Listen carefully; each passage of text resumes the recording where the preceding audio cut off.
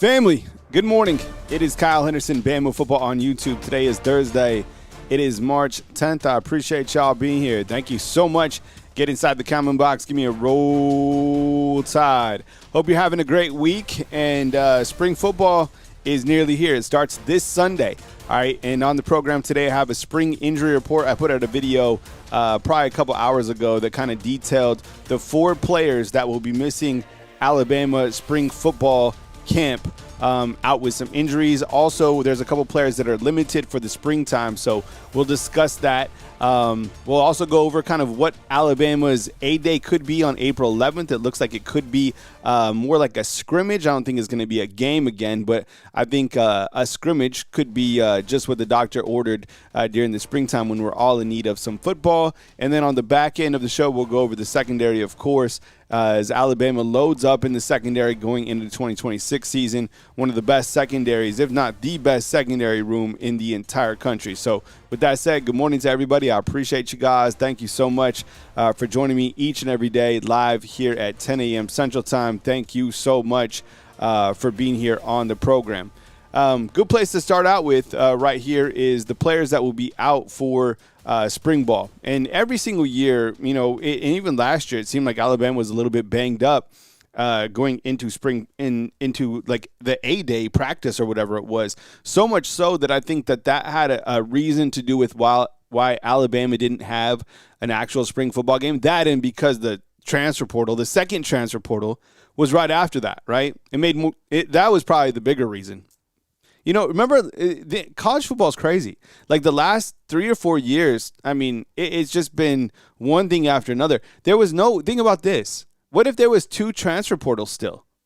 Remember, because there was the January transfer portal, and then we went through spring ball, and then they gave the kids another transfer portal. Could you imagine having to go through another transfer portal after spring ball? Yo, that was crazy. That's what we did last year. That's why they couldn't have A-Day.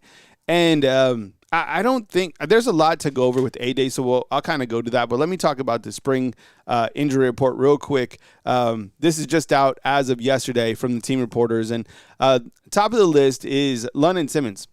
I don't know any of these injuries. Coach Kalen DeBoer, like I said, I think he speaks on Monday. So not this Sunday, but I think Monday during Alabama's second spring football practice. And then they're going to go on spring break, of course, so they'll have a little break in between.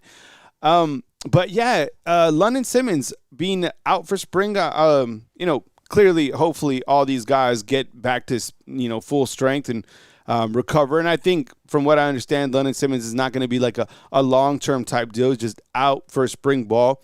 He's a super sophomore. I refer to that entire class as kind of super sophomores and kind of really the foundational piece of what Coach Kalen DeBoer has done here at Alabama in terms of building that foundation. That is his group, right? And London Simmons probably has a shot to start on the Alabama defensive line. Now, there's a lot of competition, clearly, but I think if I was to ask you about anybody, right, in here, you all know who London Simmons is and what he brings to the table. I think he had, 19 tackles last year, something like that? So, yeah, London Simmons will be out for spring ball. And you kind of look to the defensive line. We previewed the defensive line earlier this week. Jeremiah Beeman, I want to see how he's moving around. I want to see Ed Jekyll. I want to see Isaiah Faga. I want to see some Stephen Boumwa. And, of course, the transfers that are in. I mean, you added a bunch of transfers to the mix. But I think regarding the defensive line, I'm still on London Simmons. You know, hopefully he gets up to speed because Alabama certainly needs a playmaker like London Simmons. William Sanders will also be out for the springtime. And Coach Kalen DeBoer, talking to the team reporters yesterday, said that William Sanders will have an opportunity to compete for that guard position this coming year. I'm not surprised to hear it. Yo, Will Sanders played a ton last year. Not a ton, but like over 200 snaps. Kind of like I didn't realize he played that many snaps until we kind of dove into the snap count. So you have a lot of competition at that guard position for Alabama, and unfortunately, I think that might set Will a little bit back in terms of the race. But if he gets back, by August, then maybe he can still push for some playing time because Alabama needs all the offensive linemen that it can get, right? Following last season where the offensive line clearly just wasn't it. So that's kind of the update on Will Sanders as he's out. I think, if I'm not mistaken, he might have some sort of a back injury or something like that. Danny Lewis, it's a foot. And, man, this guy has been injured for just such a long time. Unfortunately, Danny Lewis, man, like he was banged up last year, and then I think at the beginning of this physical year, like in January, he had surgery on his foot. So, man, the guy's gone through a lot, and he's a tight end that I thought when he was here, he could be kind of a inline tight end, a blocking type tight end that would be really good for Alabama. He just really hasn't been able to showcase that because of one thing or another. Either that's depth chart or kind of being banged up. In this case, coming after a foot surgery. So Danny Lewis looks like he'll be sidelined for spring as well. Danny Lewis is I think he's like 6'5", 260. He's a monster of a man, right? And then Ja Latham. Ja Latham coming back for his 7th season. We have 2 players for Alabama that are coming back for their 7th season this year, and one of them is Jamir Latham. And Ja Latham plays that wolf position.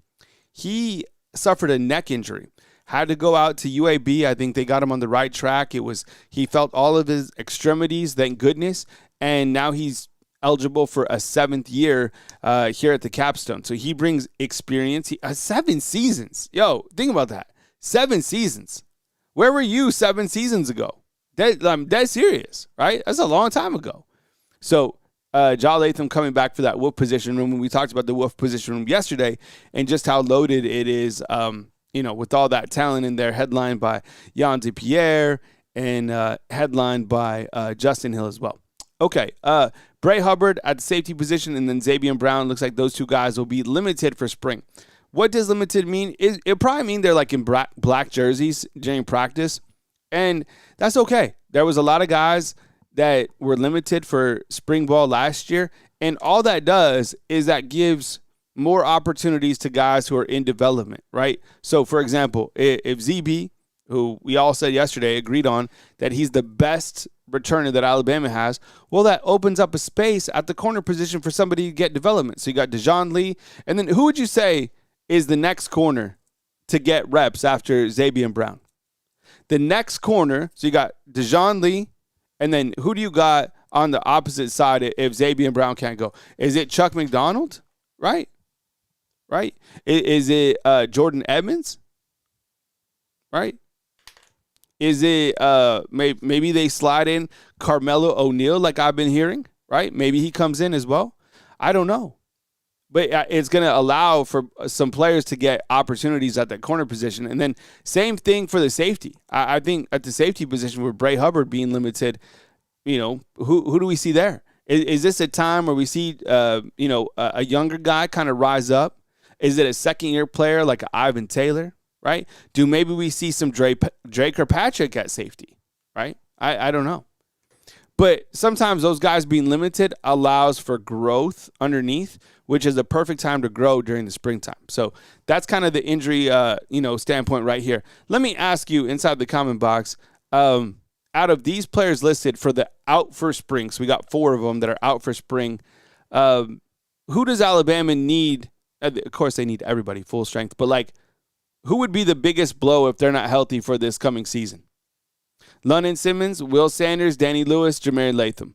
I think that's the easy question. I think it'd be London Simmons 1,000,000%, right? Now, when you look to each of these positions, London Simmons, is he a bona fide starter? Not yet. I think he's working towards getting there, right? I think Will Sanders, is he a bona fide starter? No, not yet, right? Danny Lewis, not a bona fide starter. Ja Latham, not a bona fide starter, right? So I think it's easy. It's like London Simmons has to be the guy that is healthy. And I think, you guys are asking, even I see Michael Hill inside the comment box. He's like, where are all these injuries coming from? Good question, right? It's like they're not on the field. It might be some rollover stuff from last year. These guys are very active even during January and February. I mean, they have fourth quarter program. They're in the gym constantly. They're lifting weights. So, it could be small stuff. I know for sure, like a guy like Danny Lewis coming off foot surgery. I know a guy like John Latham coming back from like a very serious neck injury. So there's two answers for you. In terms of, what Will Sanders has, I heard it's a back. Man, if you've had any type of even a small issue with your back, you know what I'm saying? That is it is so problematic to have any sort of back issues. And then London Simmons, I don't know. I don't know what type of injury that he has. And then same thing with like Bray and ZB. Could be something, minuscule. And again, they're limited. So those guys are going to participate, probably just more in a black jersey. So that's kind of your injury, forecast as we start spring football. And if you're just joining us in the program, I appreciate you all being here. Thank you so much. Alabama will start spring football practice on Sunday. And then on that Monday, I think you get the first opportunity to hear from Coach Kalen DeBoer. So you're going to hear from the offensive and defensive coordinators as well. Each of those guys going into their third and second year respectively, right? So you'll hear from those guys, and I'm sure, more interviews kind of throughout spring ball. So with that said, let's see who's on the program this morning, and I appreciate you guys, as always, joining me right here on Bama Football on YouTube. Thank you. I hope you guys are having a really good Thursday. It's beautiful. The weather has been absolutely perfect the last couple days in Tuscaloosa. I have it at 73 degrees right now at 10:15 a.m., right? All right, let's see who we got coming in. We got Mosley. What's up, Mo? I appreciate you, man. Thank you so much. Got another sub for the channel. I appreciate that, man. Thank you so much. Young C, good morning to you. Antoine, what's up, bro? Appreciate you, man. We got to be checked in for Sunday night's game against Auburn, right? Young C, what's up? Broderick, good to see you, man. I appreciate you rolling through today. We got Army 3275. Good to see you. We got Bruce Williams checking in. We got Max Tooney. Good morning, Max. I appreciate you, man. Thank you for always being in the corner. One of the first ones to always, be active inside the comment box. Let's see. We got Broderick already. Let's see who else we got. Have to scroll down a minute. Okay, we got Wesley Gordon. What's up, Wesley? Good to see you, man. We got Rocket Town. What's up, Rocket Town? We got Miss Nicole Covington. We got Chad Kennedy. What's up, Chad Kennedy? Good to see you inside the comment box, man. Smitty Hertz. We got Ryan Harris Music. Thank you very much for being here. We got J. Cole. We got Rocket Town. We got Charles Washington. What's up, Charles? Good to see you, bro. Hope we're off to a really good Thursday, man. Welcome to the program. We got Patriot Life. Patriot Life, what's up, bro? Thank you so much, man. Yeah. A lot of people have been talking about, some of the aesthetics that I've added. I'm always doing different things. So, don't let it, it's, I think it looks good, right? And sometimes I change up this background. I have a couple different options. I go Wake Up Bama when I'm doing Wake Up Bama. When I'm kind of more talking during a 10 a.m., I might go to the Kyle Henderson show, but it's all relatively the same. This is a spring football report right now that we're going over. So you might see different backdrops. You might see different things. When we do basketball, I have a basketball update. When we do football, I have these different type of updates. You want to see me go into, the bakery. I got the bakery right here. I got an office. I got this looks like some sort of a living room. And then this one was for the holiday season, right? So we got a lot of different backgrounds, but, all kind of the same, which is Bama Football on YouTube, right? Let's see. What is this one? Oh, this one's like a blur. Huh. This is like a white, right? So, yeah, don't let it freak you out. Yeah, what's up, 1K, March 10th. Is that Sunday? Let's see. No, they start practice on the 8th. And then you'll hear from Coach Kalen DeBoer, I think, on the 9th. And then they have, then they go on spring break there for a little while as well, right? Dylan, what's up, man? Appreciate you, bro. Thanks for checking in. Larry Anderson, good morning to you. I really appreciate you. Thank you so much. Miss Amanda Jane says that March 10th is her birthday. All right, we'll come back on March 10th, and we'll give you a birthday shout-out, as we always do. Kevin, what's up, man? I appreciate you. Flat Alabama flag in the background. Now, there's certain things that I can't put in the background, So, I can't have, a script day. I can't have, an Alabama helmet. Can't have, certain things because of copyright. Other channels can have it because they haven't been pinged for copyright infringement. I unfortunately have, so there's eyes always watching my channel, and that's fine. That's how it is. So have to abide by those particular rules. Andy, what's up, man? I appreciate you being here. Thank you so much for joining us. Bama boy, good morning. Thank you for checking in as well. I saw BJ. What's up, BJ? Good to see you. Michael Hill, Calvin Matt. What's up, bro? Good to see you, man. Yeah, 100%, bro. The Beastie. And yeah, I wonder if I could run a state flag. Hopefully I wouldn't hear from like the state of Alabama. Who knows? I don't know.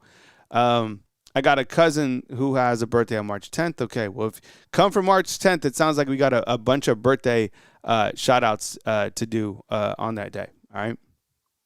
Okay. Coach Kalen DeBoer was asked about like the spring game. All right. And he, look, I've said this about Coach Kalen DeBoer, okay? I feel that, like, I'm a fan of his, and I back Coach Kalen DeBoer for sure, okay? I just think that with Coach Kalen DeBoer, one of the things that I think it takes some getting used to is the fact that he doesn't, like the way that he answers some of the questions sometimes. You know what I'm saying? It's always kind of like skirting around things. There's nothing, you know what I'm saying? Like like the team reporters asked him about the quarterback position. He went round and round and round and round about the quarterback position. And I get it. You can't say who's going to be the starter, but it's still like, I think from like a viewer standpoint, it's it's sometimes a little bit kind of difficult to read or to listen to, right? Because you want like definitive answers. Like, who's the best in the room? This guy. And until someone beats this guy, right? Like, you always know, right? Yeah, and there's a difference between like copyright and like trademark, right? So that's how I feel sometimes. But he was asked about kind of A-Day, right? And, like, could it be, like, an actual game again?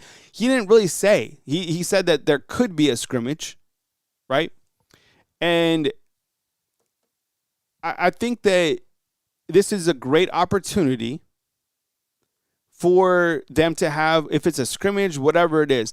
Like, just all you have to do if you're Alabama football is just win the day, right?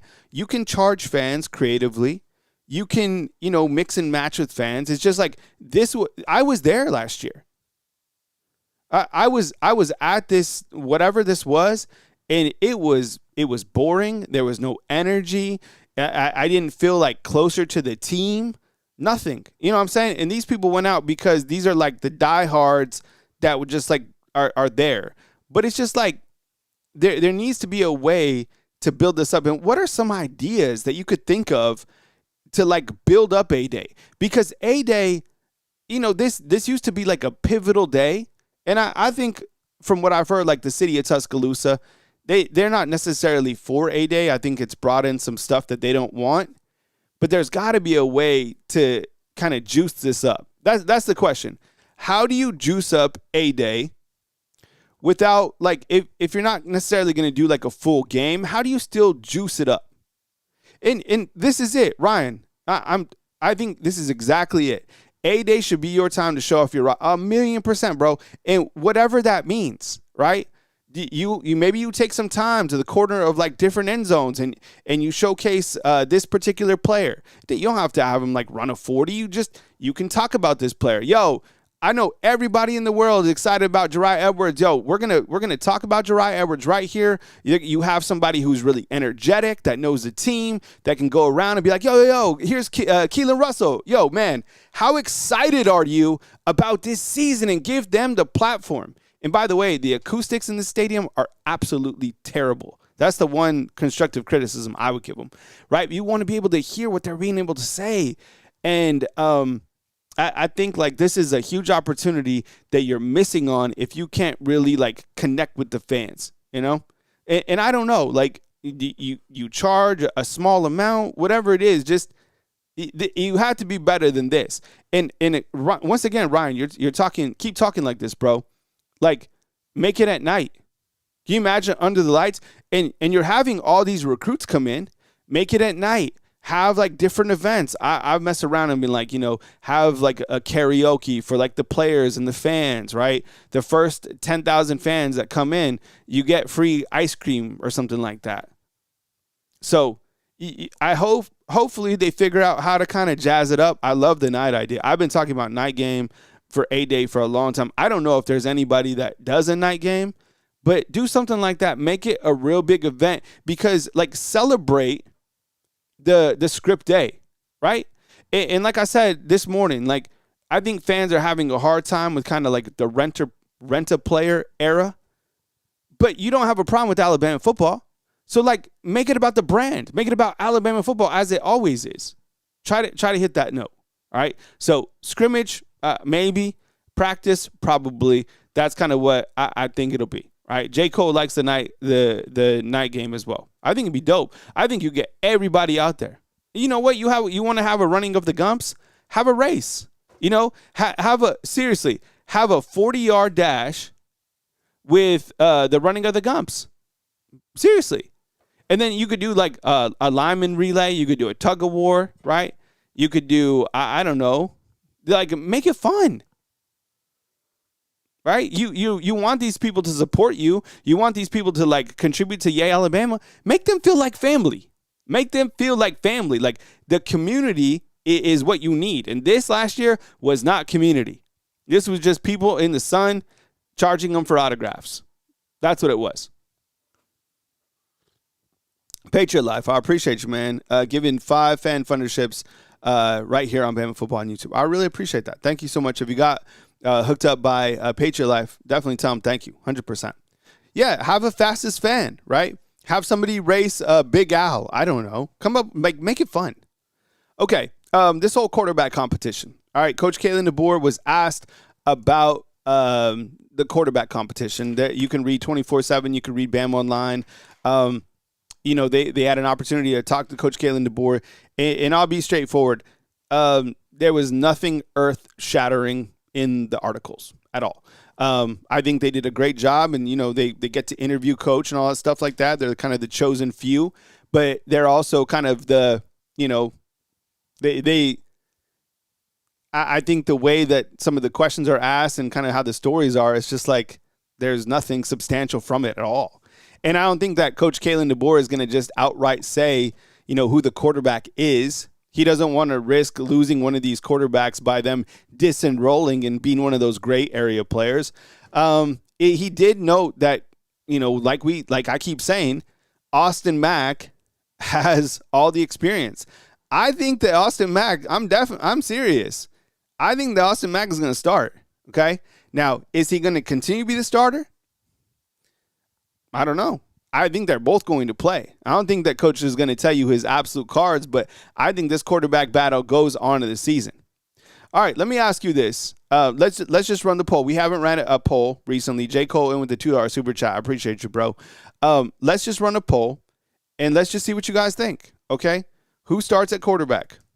Who starts versus East Carolina? Austin? I'm talking the first snaps. Austin or Keelan? And don't let, I think it's going to be Austin. And today I do. Now, could that change next week? Of course. We'll poll this all the time, right? But this is a quarter. I think even though he has experience, the one factor that I don't know if he has is the playmaking ability that Keelan Russell has. You know what I'm saying? It's going to be tight. So I think that while coach does kind of skirt around some of the answers, I think in this particular situation too is like, I think he has to let him play. He has to see who could win the room in terms of leadership, right? Let's see what Calvin had to say. Calvin, what's up, man? Calvin says this. I think they should play them both depending on who we're playing, right? But I think unless Russell is way over bowling, then you go with Mac just because of the knowledge and the experience. Yeah, Calvin, what's up, man? I appreciate you, bro. I think that the experience gives him a slight edge. Could you imagine this, bro? I know I've said this low-key. I don't want to start a war, right? But yo, could you imagine? What if Jet Damala look, Will, I've said it, dude, before. What if Jet Damala comes out, dude, and he just slices everybody out?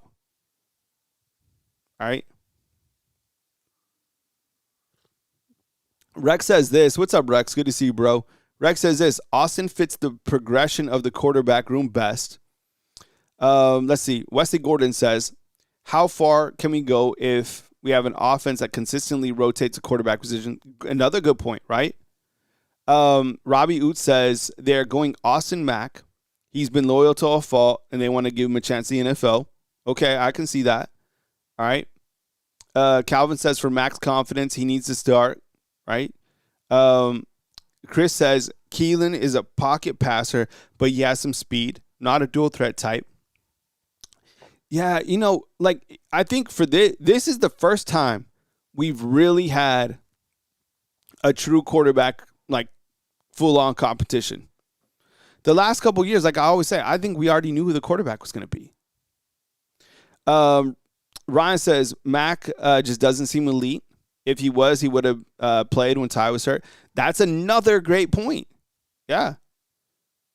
Yeah, I think he made that throw in the Rose Bowl, and we're like, ooh. And then some other things that he did, we're like, maybe put on Keelan, right? Rex says, do y'all realize that Mac's likely to be at Washington started last year if he hadn't transferred? Interesting. I didn't think about that. Jarvis, what's up, brother? Jarvis says, Keelan scrambling to pass, not to run. Yeah. And I think the thing about him is kind of that wide vision, right? Being able to see the field, being able to look downfield, being able to find a receiver, right? Star Wars, what's up, brother? Good to see you, man. Thanks for being here. Michael says he thinks that Keelan is just more dynamic. And that's the thing. I think so too. I do. I think he's more dynamic than Austin, but I think they give Austin the start based on experience. And then if he can't get the job done, and I think they still give Keelan opportunities, and then we'll just know. We'll know at some point, right? Anna, what's up? Appreciate you being here. Thank you so much. The BC says this, and I think I'm going to like this. Let's see. We need to know who our guy. Yes, there you go. We need to know who our guy is before week 5. We can't be in week 8 still rotating. Okay, how about this, family? Yes or no? Inside the comment box, just yes or no. Do you think that Alabama rotates quarterbacks, or not like possession by possession, but do you think 2 quarterbacks play through the first 5 games for the first time ever under Coach Kalen DeBoer? Or do you think it'll just be like one guy? So play 2 guys, yes or no? Or so let me phrase this correctly. Will Alabama play 2 quarterbacks through the first 5 games? Yes or no? I kind of think so. I know. And even DeBoer was asked about that. And DeBoer was like, look, I wouldn't like to do that. He's against that. To be able to go down that back stretch, you need 2 quarterbacks that have experience. I don't know, a lot of mixed, and you know what? People don't like the 2 quarterback deal. And I get it. Right? I think that it can throw off rhythm, right? I just think you need to know. And I don't think if you just put one guy in and this quarterback competition is as close as it could be, one guy's going to emerge as a better quarterback during game situations. Let's see what my boy Run the Table has to say. Always some good stuff. Run the Table, what's up, man? Good to see you, bro. Keelan Russell is super accurate, and he has an escapability factor. His personality, energy, and skill set will match the young men more. He's a leader. And that could be it, too, is like who has that leadership quality. Because I think, Coach Kalen DeBoer never really said this about Ty, but Ty had leadership, right? Don't you as a person, wouldn't you feel comfortable following Ty Simpson? Young man, but it seems like he's a great leader, right? I don't know if we understand the personality of each of these quarterbacks yet, right? So, like, who is the true leader? And usually a quarterback is that guy. But until kind of that personality comes out, I don't know, right? Let's see what G. Wilson has to say. G. Wilson says, look, what happened last year when Mac played early in the year? It made Ty more competitive. You know what? I really like this point. I had forgotten about this. Earlier in the season, what game was that, G. Wilson? There was a time where they put in Austin Mack pretty early. I don't know if it was the second quarter or the third quarter. But he came in, and then they put Ty back in. And I think G. Wilson's right, because from then on, and it was kind of during those first 8 games, it must have been, right? Ty was like cooking. And that was his best stretch, and up until he had all those injuries or whatever. And I think that's kind of why I feel if you do have these guys really go head-to-head during the season, I think it does elevate the room, right? Now, you're definitely – there's no way in hell that we have both of these quarterbacks next year. You're just not, okay? Now, the scenarios going forward in 2027 look like this. Keelan Russell plays, starts, leaves the NFL, and then you have Keelan Russell, right? Finally getting the team. And then you have, Jet Tamala. You probably get Elijah Haven in there. You have Trent Seaborn. You have Tatum Kawa. So it's still a crowded quarterback room. But 2027 would be all Keelan Russell. Now, if Keelan Russell starts this year, clearly Austin Mack then transfers, right? So, but there's no way. This is the only time that this will be the last time that these two are on the roster together. And you know what? Jarvis says this. They both look pretty light. And we might be spinning wheels here, fam, because what if we're just talking about this and the offensive line hasn't improved? If the offensive line takes a major step forward, then Alabama's back in contention. If they're mid, they're pretty much the same as they've been the last 2 years. If they can't improve, then I think we're cooked, right? It kind of, you know what? We might be spinning our wheels here. It might all depend. The whole fate of the world might come down to the offensive line. That's it. Right? And doesn't football always start in the trenches? The back end of Alabama's schedule is super competitive. That stretch where they go, who is it? Georgia, Tennessee, LSU, Texas A&M. I don't know if that's consecutive. I think it's Georgia, Tennessee, A&M, LSU, something like that. Yo, that is a tough schedule. And if we are not tightened up in the offensive line, we might be wasting our time talking about whatever quarterback will start. Because if we can't run the ball, if we become one-dimensional, Alabama is not going to be able to move the ball against those type of teams. Right? And I think, some people talking about, Keelan Russell, like, if somebody asked me this, right? There you go, Star Wars. It's Georgia, Tennessee, A&M, LSU. Dude, that's crazy. Then Vanderbilt. I don't know how good Vanderbilt will be, but still, I bet you they're going to be better, not better than last year, but they're still going to be good. Okay, so if like somebody was to ask this question to me, like, what has Keelan Russell shown since he got to T-Town? I think that's a valid question. I would say I would just go based off the 2 games that we've seen him play and then comments by Ryan Grubb, right? And Ryan Grubb said he's got a wide vision. He's got playmaking ability. And then when we saw that translate to the field was against Louisiana Monroe where he threw 2 touchdown passes, right? The one to MG Cherwig and then threw the other touchdown. Who caught that other touchdown from Keelan? It was MJ and then help me out on the other touchdown. And then with Mac, he's been in 4 times. He played in those 2 games and then, 2 other ones, including the Rose Bowl. But I don't know. I feel like that Louisiana Monroe game, it was a short-lived opportunity, but I saw a lot. It was weird. I don't know. Like I saw it. Yeah, I saw things. I saw that. Oh, it's the Cole Adams. All right, yeah. All right. MJ, yo, that's crazy. Oh man. But yeah, I don't know. I saw something. Yeah. So anyways, right now, out of our 50 votes, we have 51% that have said that have said Austin Mack, and then 49% said Keelan Russell. So I think it's just like straight across the board, whoever is able to do it at a higher level, not only during spring practice, but during the actual season, and maybe in August. I don't know.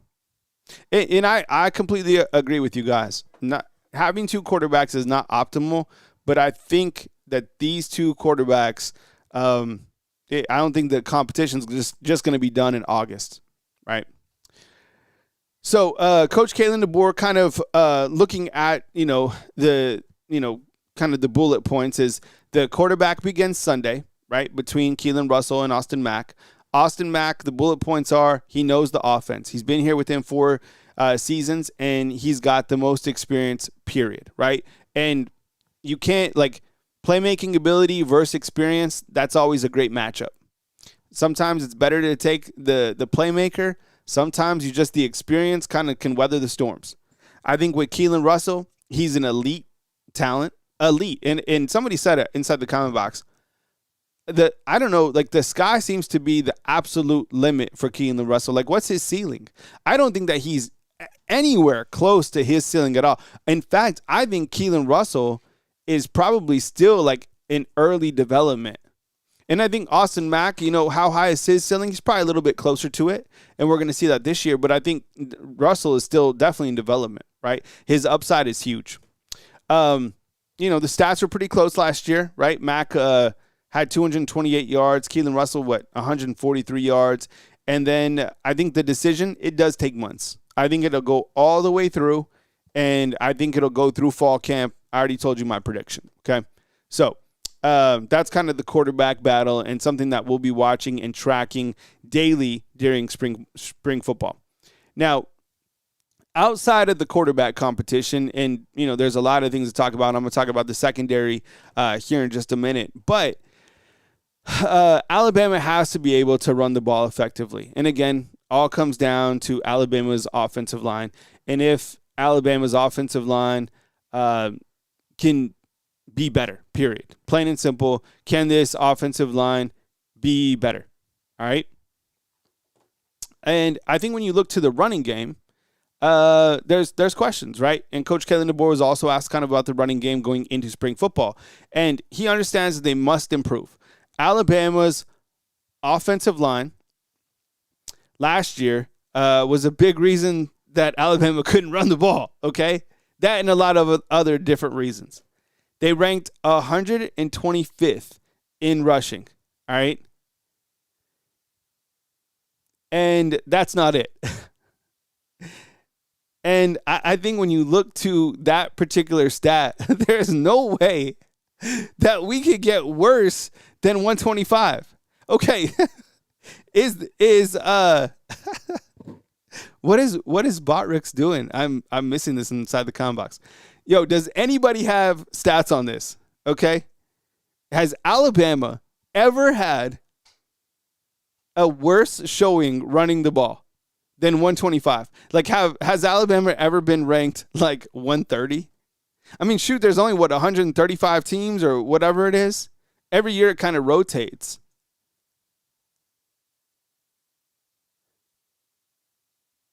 But has Alabama ever had a worse running showing than 125? I don't know. And it can't get worse, right? I don't think it can. That's why it's it has to be better. By the way, yo, this is our closest poll yet. It's 50% dead, all right? Chris is don't even need to look that up. See, right, Chris? And Mike G says there's the worst running game ever, right? I know. So that's kind of the good thing. And I think when we kind of look at the bullet points of the running game, it's also the offensive line. What was going on there? And Coach Kalen DeBoer points to the lack of continuity because of injuries, right? And because there was a lot of rotation, right? Thanks, Anna. I appreciate it. Like in the background. Cool. Yeah. We kind of ran through the backgrounds this morning, right? We have the different shades of the backgrounds depending on if we're on Wake Up Bama, right? Depending on if it's like more of like a Kyle Henderson show, right? Or if it's basketball, we got basketball, right? Here's from the boardroom, right here for our big decision-making boardroom. And then this is from the bakery. All right, so we'll stay in the bakery for a minute. All right, but I think kind of the offensive line, once again, it always comes back to the offensive line. And I think when Alabama, they went to the transfer portal, they knew that was an area that they needed to load up on, right? And I look at kind of the board again, and I'm like, okay, they added 11 new offensive linemen, including 6 transfers, right? That's with guys coming in that are recruits. That's with guys that are coming in from the transfer portal. And this is all tied directly to the running game.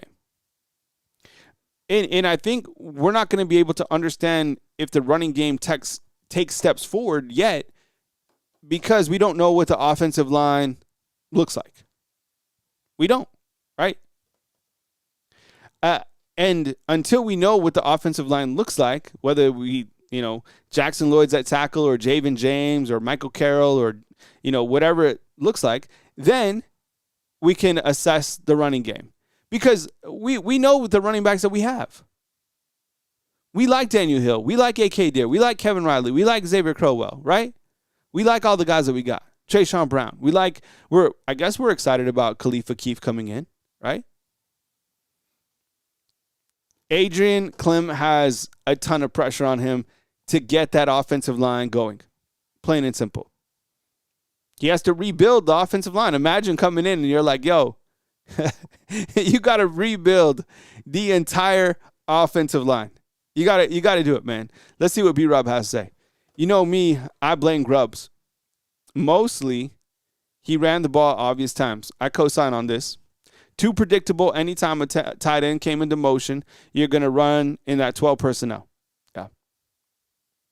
Yeah, and I think so too, man. To be honest, I think while we're like now kind of pointing towards the offensive line, I don't think that we can get away from Ryan Grubb. I think that he did a lot of things last year that kind of went away from the running game. Right? What is this background? What should we call this background? But I think when you look to the running game, it definitely was Grubb. It was the running backs themselves and the offensive line. So that's kind of how we look at things when we go into this spring football season. But we got the running backs. They look talented. And we got a ton of guys to choose from. Right? And I know you guys are all excited to see what Crowell does when he gets on the field. I mean, the first images of Crowell, I can't wait to see it, right? Okay, the bakery. All right? So this is the bakery. All right? This is where we deliver the goods. All right? The bakery. All right? Not the candy shop. I'll take you to the pastry shop. You could have it your way. How do you want it? You going to order those muffins? All right. Okay. Let's see. The corners. All right. When we look to the corners, I think that this is the best corners that we've had. Now, if you're just joining the show, Xavier Brown is going to be limited for spring, okay? Which is exciting for these other corners. And I need to add, somebody remind me, I need to add Nick Sherman. I need to write this down. I need to add Nick Sherman, who's a corner out of Northridge, to the board. Let's see if I can remember to add him. So Nick Sherman, all right? I need to add him over here. So with Xavier Brown being limited, it's going to make way for some of these other corners to get opportunities during spring ball. And I'm kind of curious, too, if one of these guys over here, like a Chuck McDonald, a Jordan Edmonds, or if like a Carmelo O'Neal kind of comes in and reps at the corners, I would love to see it, right? Let me ask you this. Which corner, take a glance at this real quick, all right? Keep Sherman in mind. You got Nick Sherman on there too, right? Not pictured.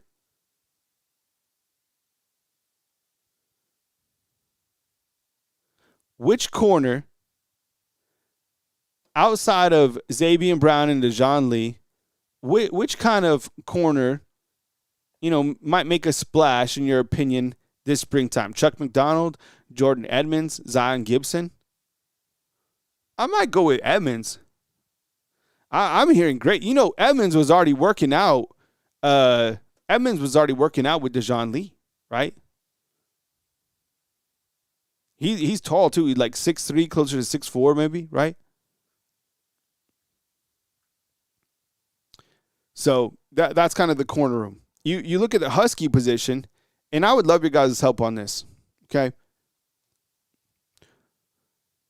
Who else should I put in this Husky arena? What's up, BJ? Good to see you from Vegas, bro. And Rex has Montgomery. Yo, and J-Twan became a level 1 fan funder. That's what's up. I appreciate it. Thank you so much. So I'm asking you, who else to put inside this Husky room? We could put two more guys in here. All right?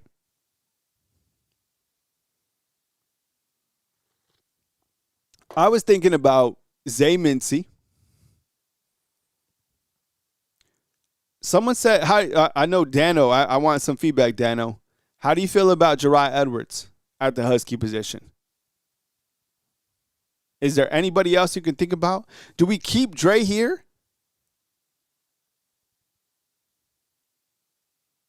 Yeah, I don't know. I think we got Red.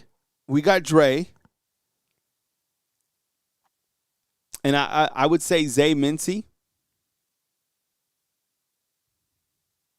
Let's see what Gears Master has to say, man. What's up, Gears Master? First time seeing you inside the comment box, bro. I really think they're just going to throw a bunch of quarterbacks out there and see who plays the best to determine who the starter is for the rest of the season. That might be it, bro.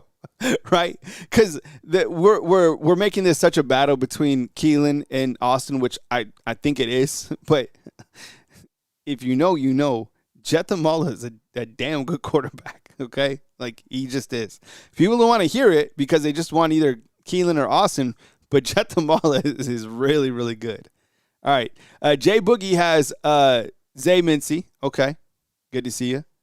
He has Zay in the Husky room. Yeah, and see, Robbie, kind of going back to this last graphic, you got Sherman, and then that's why I'm thinking this Carmelo O'Neal might step down and play some corner as well, right? Okay, so we got Zay, and then, I don't know, has anybody heard, what about Jeriah Edwards? Smitty? Saying Jeriah Edwards?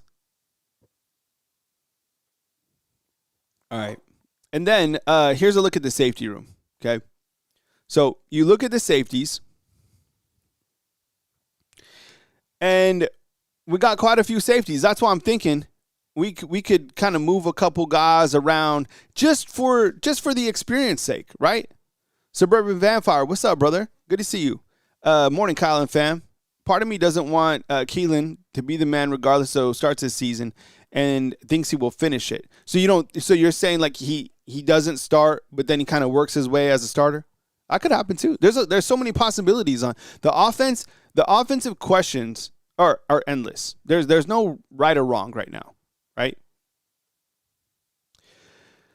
Yeah, I would say this, Rex. I think think about a Husky player being kind of like a hybrid of a corner and a safety. Right? It kind of like a blend of the two. And like what I'm looking at from like a safety perspective is like somebody who's a little bit bigger, but somebody who can deliver the boom, but someone still athletic enough to kind of play in space against a fast corner. It's a tough position to play, right? An extra cornerback on the field. That's why I look at a player like Red Morgan or Drake Kirkpatrick kind of fitting that mold, right? And so when I look to these safeties, the guy that fits this would be Zay Mincy to me or Jariah Edwards. Like, it just would. Carmelo O'Neal, I probably put him more at corner because of his length, and they like length at that corner position. And you keep Ryle Kelly here at safety, and then the guy who gets the most work, in my opinion, at safety with Bray being limited is probably Zay Mincy, right? So and Ivan Taylor too, right? I think Ivan Taylor is a guy that probably plays a lot this spring. I think you hear a lot about Zay Mincy and Ivan Taylor, and low-key you kind of have a position battle right here going on. And look, this will give us another opportunity to see Keon Sabb. So, like, because a lot of people feel Keon Sabb is not him, right? That's kind of the word. But I haven't heard that from, like, the coaches, right?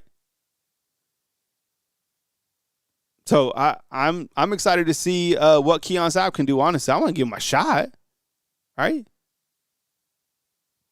I want to give Keon Sabb a shot and see what he could do again. I mean, the guy played in 824 snaps last year, right? So that's kind of where we're at in terms of spring. And in case you just joined us and you're like, yo, what's up? Where have I, what's going on? I'm just getting here. Here's what the big board has in terms of the spring injury report. All right. I'll go over it one more time in case you guys haven't seen it. But out for spring, you got London Simmons, undisclosed injury. Maybe DeBoer will fill us in when he speaks this next week. You got Will Sanders at the guard position, Danny Lewis from recovering from a foot, Jamarian Latham recovering from a neck, and then safety Bray Hubbard down here in the left, and Xavier Brown. Those guys will be limited for spring. And that's, those are the 6 guys that we have on the injury report thus far, right? And we kind of talked in the beginning of the show about kind of what ifs for each of these players. But it doesn't seem like any of these players are going to be out for the season. Now, it could always be worse, right? It could always be worse. Think about this. South Carolina. Have you seen what's going on at South Carolina?